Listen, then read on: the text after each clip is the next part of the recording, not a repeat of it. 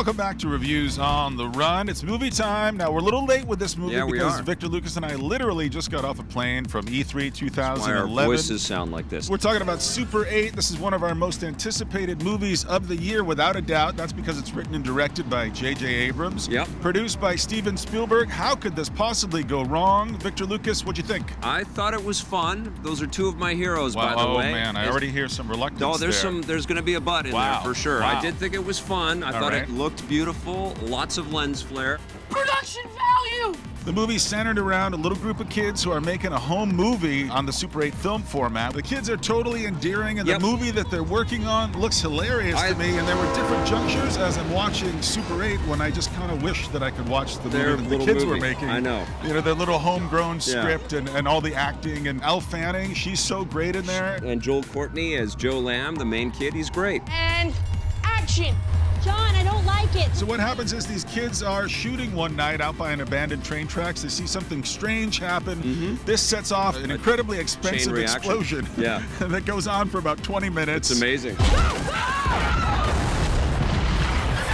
I was still on board with the movie at that point. In fact, the first 20 minutes, 30 minutes, I was really on board with this. I'm thinking to myself, Victor Lucas, maybe this is a 10. This might be a 10. This might be a 10. It was exhilarating. But then something goes wrong. I know. And, there's not as much heart. This one is manufacturing those moments. It's trying to replicate those moments, make us think of things like Goonies and make us think of things like E.T. It doesn't really connect that way. It doesn't have the heart and soul. It doesn't have that honesty. And Goonies and E.T. were two movies that didn't really need to rely on the over-the-top CG special effects sequence. They didn't have it available to them back then. They didn't have it available to them, and in some ways that was a strength for those movies because I feel like JJ just lapses into those so easily, and he's so good, and they're so slick, and they're so polished. But what happens is whenever that starts to happen in the movie, everything shuts off for me. I feel less. I don't feel like I'm part of this. I don't feel like I'm in the world anymore. I'm just watching a bunch of crap happen on screen. I'm going to say some dirty words right here. Kind of reminded me of an M. Night Shyamalan movie. Yeah, I thought that too.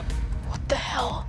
Like there's this kind of shock that we know is coming. We know that this monster is going to appear in there, and it doesn't really have the payoff because there's no payoff. There really, because and the whole thing is called Super 8. And I kept thinking they're going to treat this little bit of film like it's the Zapruder film, and we're going to see it over and over, and they're going to keep pulling information out of it. No, they get a glimpse of the monster on it, and we move on. It shouldn't even be called Super 8. It's not as good as any of its influences, and I think that's its greatest crime. I'm a little crushed. It is not the transcendent moment that I thought it would be for 2011. Victor Lucas, let's score it and move on with our lives. I think I'm going to give it a 7 out of 10. 5.5 from me. Wow, you were really disappointed. I was.